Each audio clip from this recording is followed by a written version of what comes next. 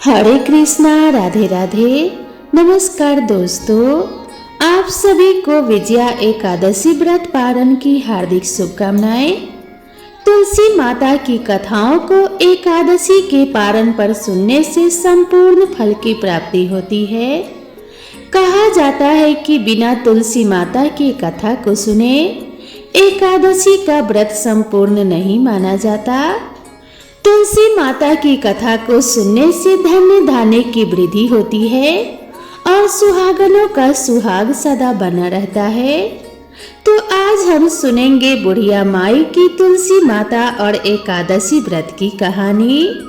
जय श्री कृष्णा दोस्तों, आज हम आपको सुनाने जा रहे हैं 12 महीने सुनी जाने वाली तुलसी माता और एकादशी व्रत की कहानी। इस कहानी को सुनने और सुनाने वाले को पुण्य फल की प्राप्ति होती है, इसीलिए इस कहानी को पूरा अवश्य सुने, आधा अधूरा ना छोड़े। आप सभी पर तुलसी माता की कृपा बनी रहे।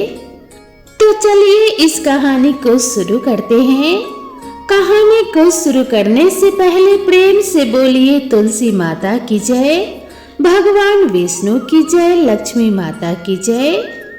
एक गांव में एक बुढ़िया माई अपने बेटे और बहू के साथ रहती थी।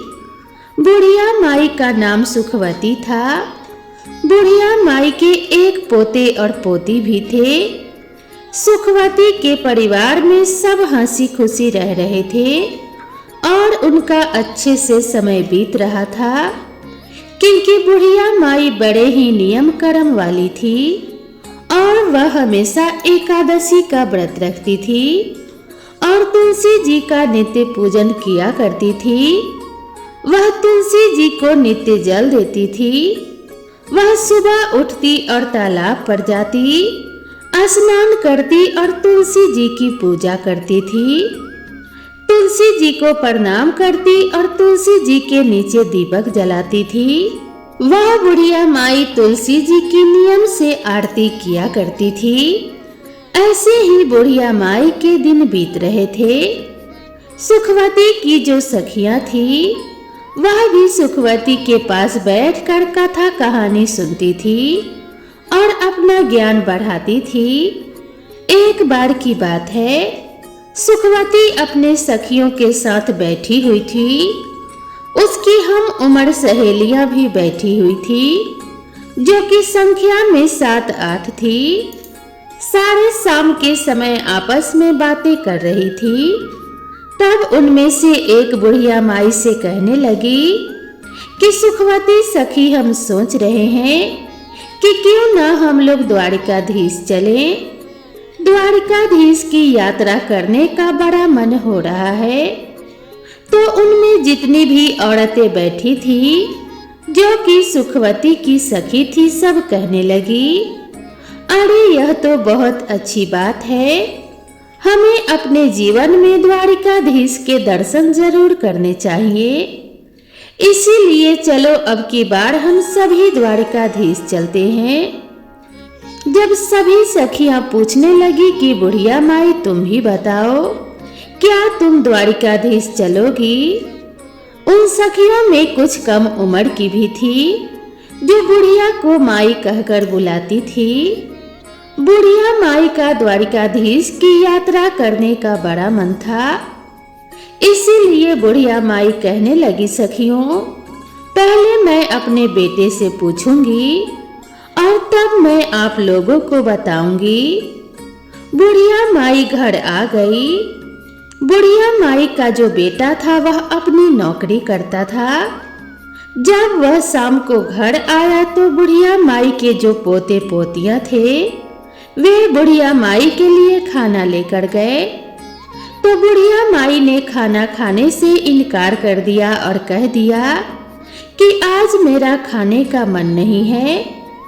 उधर जब बुढ़िया माई का बेटा खाना खाने लगा, तो उसने अपने पत्नी से पूछा कि क्या मेरी माँ ने खाना खा लिया है? तब उसकी पत्नी कहने लगी, देखो जी, आपकी माँ ने आज खाना वापस भिजवा दिया और कहने लगी कि आज मेरा खाने का मन नहीं है। यह सुनते ही बुढ़िया माई का बेटा, जिसका नाम मुरली था, वह अपने माँ के पास गया और जाकर कहने लगा कि माँ, क्या बात है, आज तुमने खाना क्यों नहीं खाया? तब बुढ़िया माई कहने लगी, बेटा आज मेरा मन नहीं है। तब बेटा बोला, क्या माँ, आपकी कहीं तबीयत तो खराब नहीं है? अगर कोई परेशानी की बात है तो मुझे बताओ, मैं अभी आपको वैद्य जी के पास लेकर चलता हूँ। तब बुढ़िया माई कहने लगी कि नहीं बेटा, मुझे कोई परेशानी नहीं है, बस मेरा मन द्वारकाधीश की यात्रा करने का कर रहा है। तब बेटा बोला, माँ खुलकर बताओ बात क्या है? तब बुढ़िया ने शाम को हुई अपनी सखियों के बीच की सारी बातें अपने बेटे को बता दी कि बेटा, मेरी 8-10 सखियां द्वारकाधीश की यात्रा पर जा रही हैं और मेरा भी बड़ा मन है कि मैं भी द्वारकाधीश की यात्रा पर जाऊं। इतनी बात सुनकर बेटा बोला, माँ तो कोई बात नहीं, इसमें इतना सोचने की क्या बात है, मैं तुम्हारा यात्रा पर जाने का प्रबंध कर देता हूँ, तुम यात्रा पर चली जाओ। तो बुढ़िया माई बेटे के मुंह से यह सुनकर बड़ी खुश हो गई और वह अपने द्वारकाधीश का ध्यान करने लगी और कहने लगी, बेटा पर मेरी और एक चिंता है। तब बेटा बोला, माँ बताओ क्या बात है? और माँ बोली, बेटा अगर मैं द्वारकाधीश की यात्रा के लिए जाऊंगी तो कम से कम 4-5 दिन तो लग ही जाएंगे, और फिर उसके बाद मेरी जो आंगन में तुलसी रखी है उसे कौन सींचेगा और कौन उसकी पूजा पाठ करेगा और कौन उसकी आरती उतारेगा? तब बेटा बोला, माँ तुम चिंता मत करो, वह सब तुम्हारी बहू कर लेगी, मैं उससे बोल दूंगा, वह तुम्हारी तुलसी जी की पूजा कर लेगी। अब बुढ़िया माई निश्चिंत हो गई और वह कहने लगी, ठीक है बेटा। और अगली सुबह बुढ़िया माई द्वारकाधीश जाने को तैयार होने लगी। बुढ़िया का बेटा अपनी पत्नी से बोला कि सुनो भाग्यवान, मेरी माँ द्वारकाधीश की यात्रा पर जा रही है, इसीलिए मेरी माँ के लिए काजू बादाम के अच्छे से लड्डू बना दो, ताकि रास्ते में मेरी माँ को कोई परेशानी ना हो। जो बुढ़िया की बहू थी वह मन ही मन में सोचने लगी, मुझे तो एक दिन के लिए भी मायके जाने नहीं देते हैं, उनके काम बिगड़ते हैं, और अब देखो बुढ़िया माई आराम से 4-5 दिन की यात्रा के लिए जा रही हैं। चलो यात्रा के लिए जा रही हैं वह तो ठीक है, अब इनकी पूजा पाठ का काम भी मुझे सौंप कर जा रही हैं। बुढ़िया की बहू कुछ कह तो नहीं पा रही थी, लेकिन उसने मन ही मन एक साजिश रची। उसने अपने पति से बोल दिया कि ठीक है, मैं माँ के लिए गोंदगिरी और बादाम काजू के लड्डू बना दूंगी और उन्हें एक डब्बे में भर के माँ जी को दे दूंगी। बेटा तो सुबह नौकरी पर चला गया और जो बुढ़िया की बहू थी उसने क्या किया कि जो तुलसी जी का गमला था जिसमें तुलसी जी लगी हुई थी, उसमें से उसने तुलसी जी को जड़ से उखाड़ लिया और जड़ सहित उसे एक पीतल के डब्बे में भर दिया और अपनी सासू माँ को थैली में रख कर दे दिया और बोली कि ये लो माँ जी, इसमें गोंदगिरी और काजू बादाम के लड्डू हैं, आप इन्हें रास्ते में खा लेना। और बुढ़िया माई अपने बेटा बहू को आशीष देती हुई अपनी तीर्थ यात्रा के लिए चलते समय अपने बहू से बोली, बेटी मेरी तुलसी जी का ध्यान रखना। बहू बोली, ठीक है माँ जी, आप बेफिक्र होकर जाइए। अब बुढ़िया माई ने तो आशीर्वादों की झड़ी लगा दी वह कहने लगी, बहू ने तो मुझे काजू बादाम के लड्डू बना कर दिए हैं। वह कहने लगी, दूधो नहाओ पूतो फलो, लाखों में बैठो करोड़ों में उठो, दिन दूनी रात चौगुनी तरक्की करो।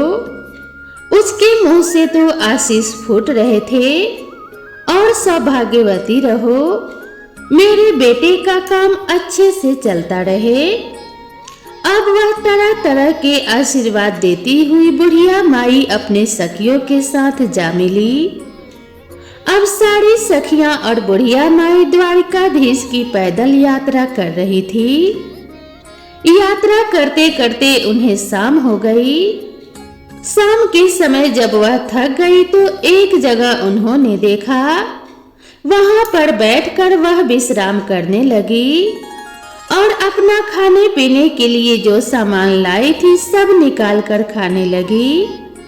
तब बुढ़िया माई ने अपना डब्बा खोलकर देखा तो उसमें घी से बने काजू बादाम के लड्डू भरे हुए थे। बुढ़िया माई ने आधा लड्डू खुद खाया और आधा लड्डू सब सखियों में भी बांट दिया और भगवान का भोग भी मन ही मन लगा दिया। अब सब सखियां कहने लगी, अरे सुखिया, क्योंकि उसका नाम सुखवती था तो सब सुखिया भी कहते थे, अरे तुम्हारी बहू तो बड़ी अच्छी है, देखो तुम्हारी बहू तुम्हारा कितना ख्याल रखती है। तुम्हारी बहू ने तुम्हारे लिए घी के लड्डू बनाकर दिए हैं और तुलसी माता को याद कर रही थी। चलते चलते अब वह सारी सखियां द्वारिकाधीश पहुंच गई। तो जब वहां पहुंची तो शाम का समय हो रहा था। शाम का समय था तो वहां पर बहुत लंबी भीड़ लगी हुई थी, लंबी लाइन लगी हुई थी। द्वारिकाधीश के दर्शन करने के लिए तो बुढ़िया माई मन ही मन सोचने लगी, आंख बंद करके ही प्रभु जी इतनी लंबी भीड़ है, अगर मुझे आपके दर्शन नहीं हुए और पट बंद हो गए तो मेरा यहाँ आना तो बेकार हो जाएगा।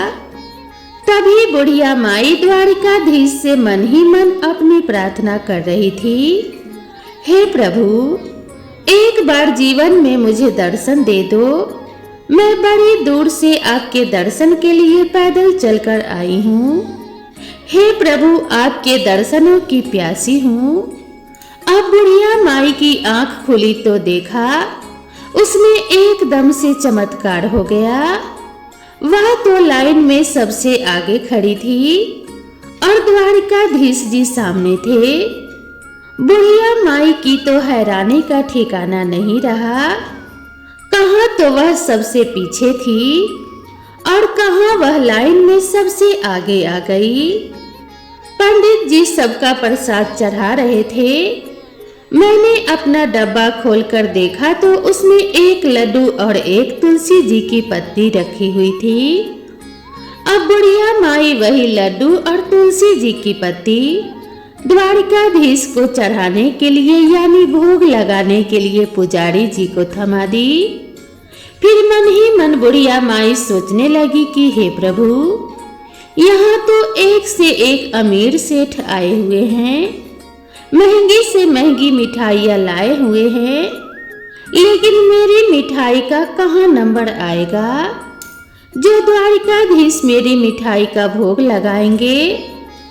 मन में भगवान को याद कर रही थी कि हे प्रभु, मेरे भी लड्डू का भोग लगाओ और मुझे निहाल करो। बुढ़िया माँ ने आंखें खोली तो उसकी आंखें आश्चर्य से फैल गई।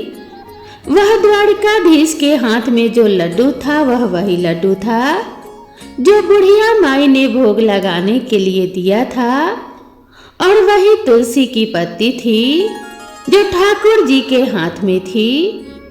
अब तो वो बुढ़िया माई बड़ी प्रसन्न हुई। वह तो गदगद हो गई कि प्रभु ने मेरा भोग स्वीकार कर लिया।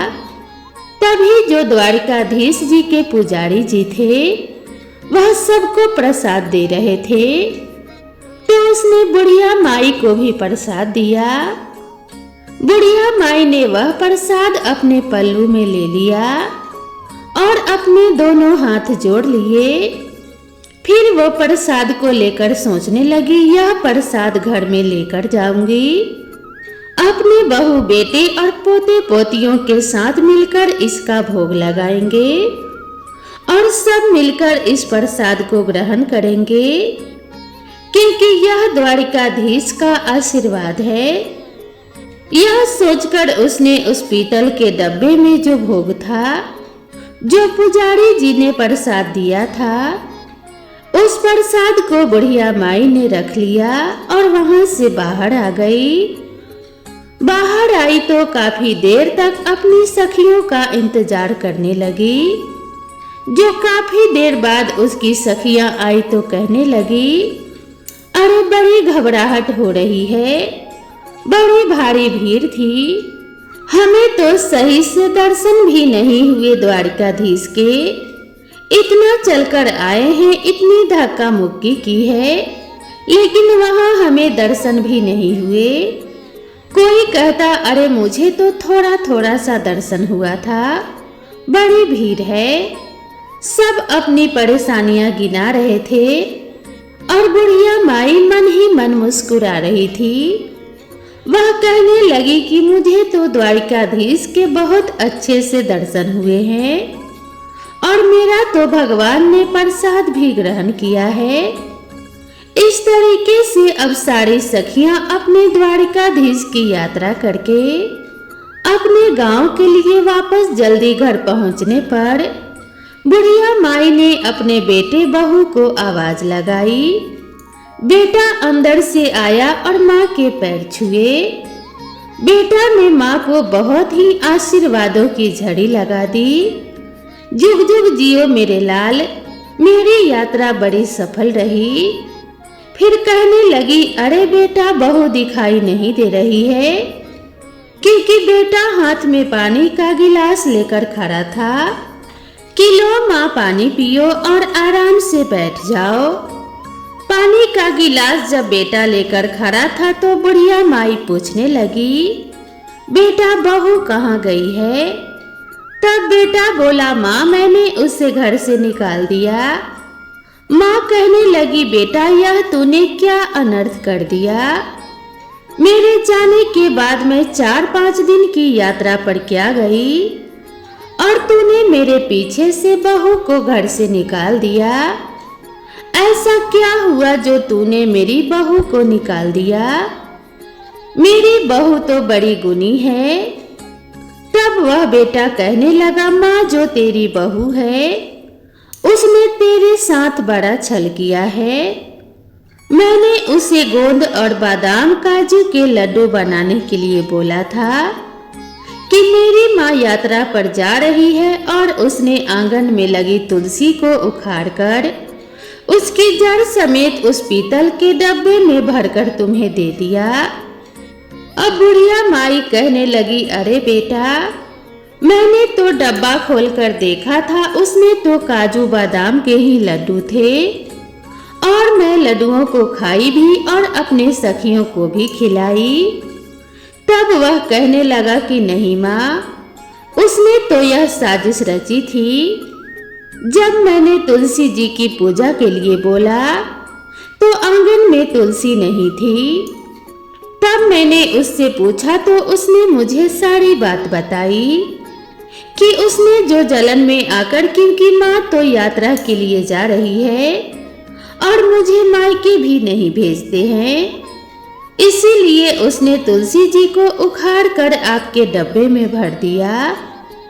अब बुढ़िया माई कहने लगी कि बेटा कोई बात नहीं, बहू ने ऐसा किया, चलो उसकी गलती, लेकिन उसी के कारण तो मुझे द्वारिकाधीश के दर्शन हुए हैं।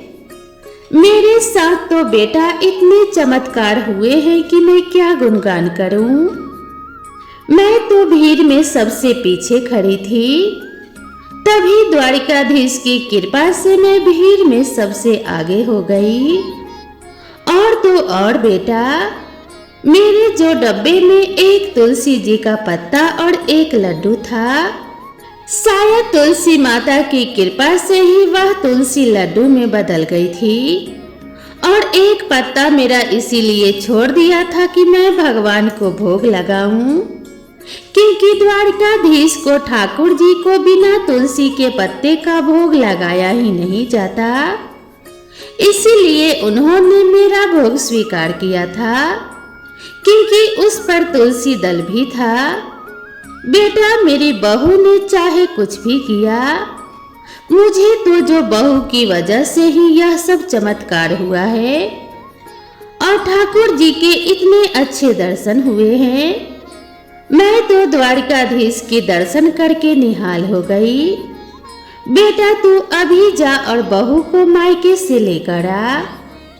बेटा, अपनी माँ की बात को क्या टालता। बेटा जो चल दिया अपनी पत्नी को मायके से लाने और अपनी पत्नी को लेकर आ गया।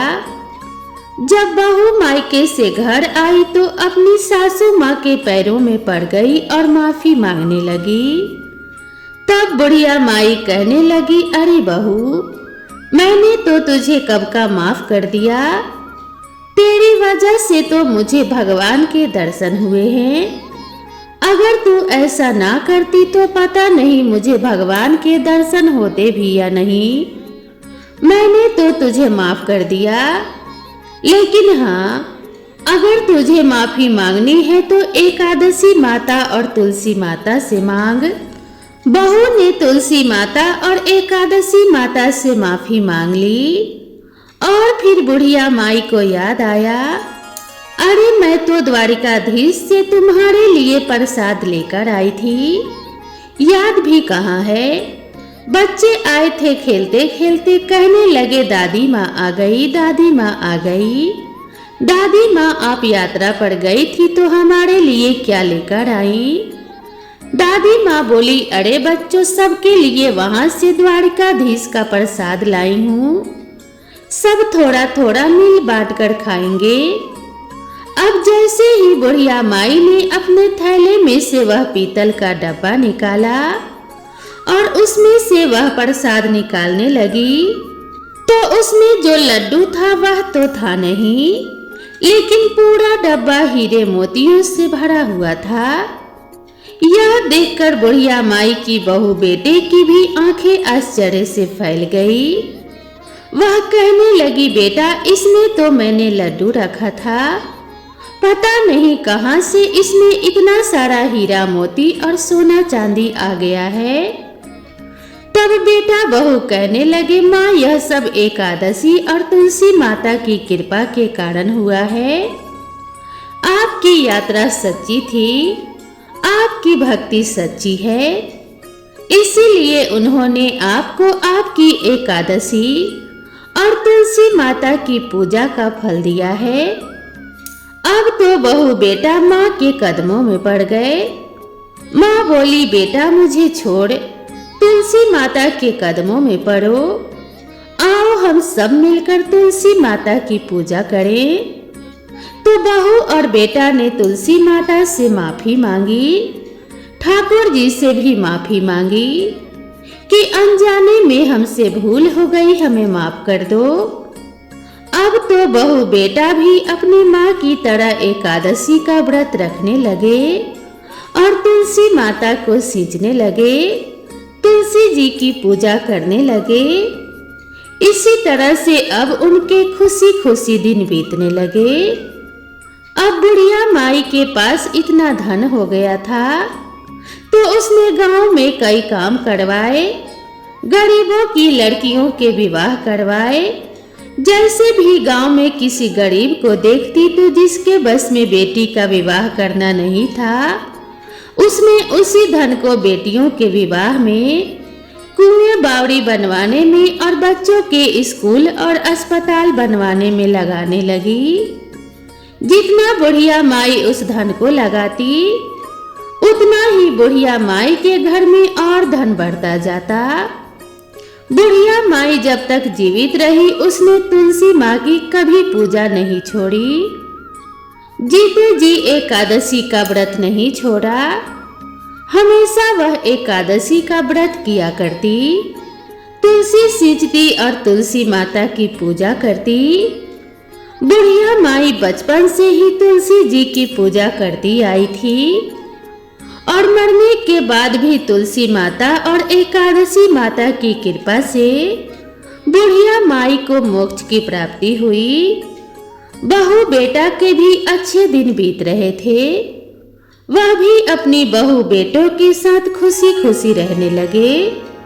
उनके बच्चों के विवाह हो गए और उनके साथ वे दोनों सुखी जीवन बिताने लगे। हे तुलसी माता, हे एकादशी माता, हे भगवान विष्णु, जैसी आपने जो बुढ़िया माई पर कृपा करी वैसी ही जो यह कहानी सुन रहे हैं और जो यह कहानी कह रहे हैं उन सभी पर अपनी कृपा करना। तो प्रेम से बोलिए तुलसी माता की जय, सब बोलो एकादशी माता की जय, बोलो विष्णु भगवान की जय। तो दोस्तों, आप सभी को ये कहानी कैसी लगी कृपया कमेंट करके ज़रूर बताएं और इसी तरह की नई नई कहानियों के लिए मेरे चैनल से जुड़े रहें। तो मिलते हैं इसी तरह की नई कथा और नई कहानी के साथ। तब तक के लिए राधे राधे।